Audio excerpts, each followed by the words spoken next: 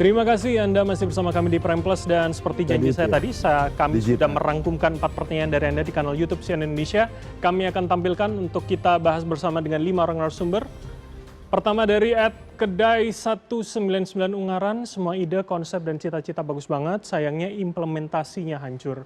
Berikutnya @Yudi Nurhilanudin 2815, sebagian masyarakat yang punya utang atau cicilan, jenis utang seperti apa yang perlu diwaspadai dan hindari saat tren rupiah sedang melemah.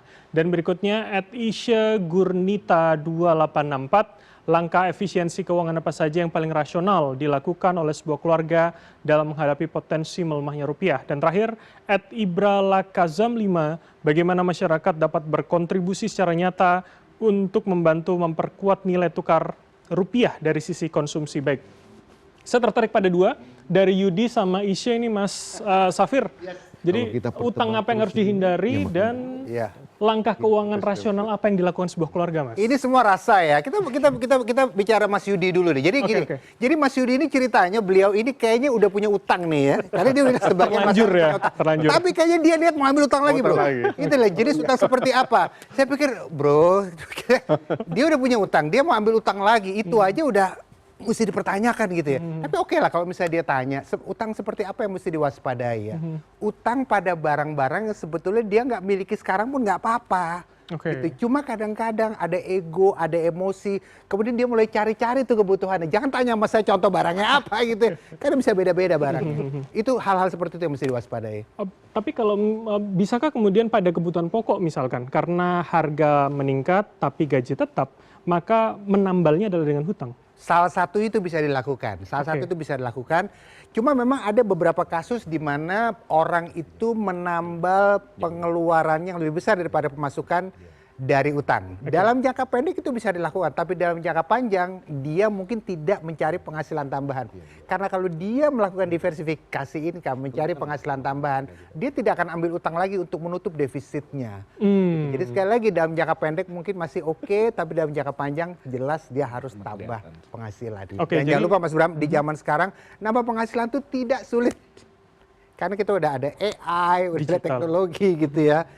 Walaupun kalau kita bicara e-book tadi, sebenarnya bisa dilihat e-book yang pakai AI itu bisa kelihatan lah dibanding nggak pakai AI. Oke, jadi sebenarnya untuk Mas Yudi sarannya jangan menambah hutang ya? Jangan menambah hutang lagi sebetulnya. Baik, untuk ini Mas, langkah keuangan yang paling rasional dilakukan keluarga?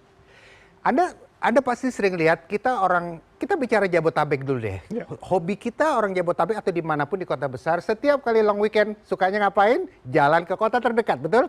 Dan kalau dia punya kendaraan pribadi yang pakai bensin, bukan listrik, apa yang dia lakukan? Dia pakai bensin, dia bawa itu. Padahal udah dibilang please hemat energi, apalagi sekarang gitu ya. Tapi yang dilakukan adalah setiap long weekend pergi ke kota terdekat, bawa kendaraan yang ada bensinnya, gitu ya. Jadi yang bisa dilakukan di masa ekonomi seperti sekarang, silakan tetap pergi ke kota terdekat, tapi pakai kereta mungkin. Seperti itu. Ini hal-hal kecil yang bisa kita lakukan. Kemudian yang kedua adalah pada beberapa barang, tidak semua barang impor lebih baik. Kalau kita bicara tas deh, sekarang banyak banget tas lokal bagus-bagus.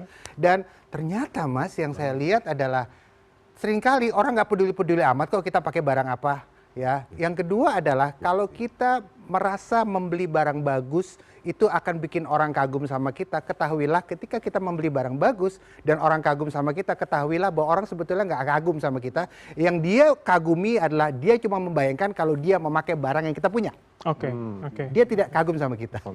Jadi mindset seperti ini yang harus kita punya di masa melemahnya rupiah seperti sekarang. Jadi artinya sebelum merubah habit, ubah cara berpikir dulu ya? Betul, iya. Oke, menarik. Mas Dipo, apa tanggapan Anda soal komentar masyarakat ini? Ya, I think saya sih setuju sekali ya sama Mas Safir tadi. Ini memang di kondisi ke depan ini begitu banyak ketidakpastian ya. Kalau kita lihat misalnya di level makro dunia usaha aja udah wait and see. Saya rasa wajar masyarakat pun mesti mulai wait and see ya. Tadi dari mesti mau belanja apa, ya kan terutama menghindari ya haramkan hutang lah. Kalau saya sih kalau bisa jangan berhutang. Lalu kalau saya selalu rekomendasi misalnya biasa belanja 100.000 mungkin sekarang 80.000. Jadi boleh tetap belanja tapi kuranginlah 20%. Ya kan saya rasa dengan begitu banyak ketidakpastian berapa bulan ke depan saya rasa itu cukup bijaksana sih buat keluarga melakukan hal itu. Oke, itu kalau untuk internal. Tapi soal kontribusi terhadap nilai tukar, apa yang paling mungkin Mas kita lakukan? Ya paling gampang sih jangan beli barang import ya. Ya kan jadi tadi ya beli tas, lokal lokal ya kan. nggak usah keluar negeri dulu ya kan, jangan panik buying, itu juga menurut saya penting ya, jangan panik buying beli dolar, menurut saya cukup berbahaya.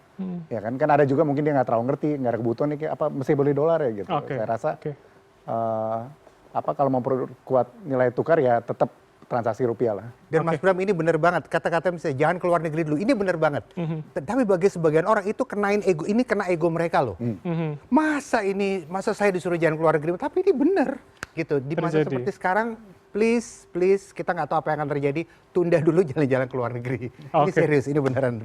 Saya lempar ke Kang Samad kalau begitu. Jadi salah satunya tadi kalau disebutkan Mas Dipo dan Mas Safir, jangan keluar negeri, jangan beli dolar dulu. Itukah yang kemudian juga bisa berkontribusi pada penguatan rupiah kita? Iya, kalau yang hal-hal yang bisa diedukasi ke masyarakat memang memprioritaskan penggunaan produk dalam negeri. Itu yang utama sekali. Yang kedua, kalau ingin berwisata, wisata di dalam negeri. Kira-kira begitu. Lalu kemudian yang berikutnya yang tidak kalah penting, karena beberapa kebutuhan pembayaran kita untuk valuta asing seperti haji kan udah selesai, palingan rutin tinggal impor crude oil kita dan beberapa komponen dari industri nasional kita. Kita harapkan ke depannya dengan berlakunya PP 7 ya 2025 1 Juni 2026 tentang devisa hasil ekspor, maka akan memiliki dampak dalam 3, 6 bulan atau 12 bulan ke depan. Itu yang kita harapkan. Kedua, yang kita juga harapkan adalah menyangkut dengan cara pemerintah berkomunikasi supaya terus ditingkatkan kualitasnya, khususnya hal-hal yang sifatnya mikro. Gimana menjawab mengenai kekhawatiran mereka terhadap kenaikan harga tempe. Bagaimana menjawab kekhawatiran mereka terhadap kemungkinan cicilannya akan mengalami tunggakan karena komponen pengeluaran makin membesar atau rupiahnya terkena inflasi, kira-kira gitu ya. Kemudian bagaimana mengatasi kebutuhan lainnya yang kira-kira di luar dari yang direncanakan. Ya, apakah dari segi kesehatan atau dari segi lain-lain yang menjadi kebutuhan. Tapi kita bersyukur karena di awal pemerintahan ini, itu perubahan kebijakan fiskal yang saya sebut transformasi itu udah berbeda sekali dengan tahun sebelumnya. Karena APBN 2026 itu sepenuhnya navigasinya di pemerintahan sekarang. Betul. Kalau APBN sebelumnya belanjanya misalnya DAK fisik, itu memerlukan sejak penyerahan DIPA, perlu perencanaan, perlu MK, perlu pelaksana, itu kira-kira perlu 120 sampai 150 hari baru bisa eksekusi APBN. Di tahun ini Mas Bram, minggu kedua Januari APBN kita sudah mulai dirasakan oleh masyarakat melalui program prioritas. Itulah kenapa pertumbuhan government spending di kuartal pertama mencapai 28,811%. Karena itu, walaupun nanti tentu akan ada penurunan karena kita harapkan di kuartal kedua ini dunia usaha mulai bergerak. Kita dorong industri perbankan kita terus mengoptimalkan fungsi intermediasi supaya LDR mereka itu bisa dinaikkan, kira-kira begitu ya. Sehingga sektor realnya bisa terus bergerak. Nah, tadi iklim dunia usaha, pemerintah, kepastian, kontinuitas, konsistensi, ini yang sangat diperlukan oleh iklim dunia usaha. Kira-kira begitu. Konsistensi ya, karena PR-nya tadi adalah wait and see dan ketidakpastian kalau menurut Mas Dipo. Mas Adit, soal ini Mas, sayangnya implementasinya hancur. Ide konsep cita-citanya bagus banget. Kalau kita lihat di beberapa program, memang pemerintah mengakui ada, setelah dievaluasi ada perbaikan, ada upaya-upaya yang harus diperbaiki dalam tata kelolanya, seperti MBG misalnya, itu kan jelas pemerintah sudah ada upaya-upaya perbaikan dan itu tentu juga setelah mendengarkan dan melihat evaluasi setelah berjalan lebih dari 1 tahun. Sekarang nanti akan mulai tidak lagi 6 hari tetapi 5 hari atau sesuai dengan hari sekolah siswa.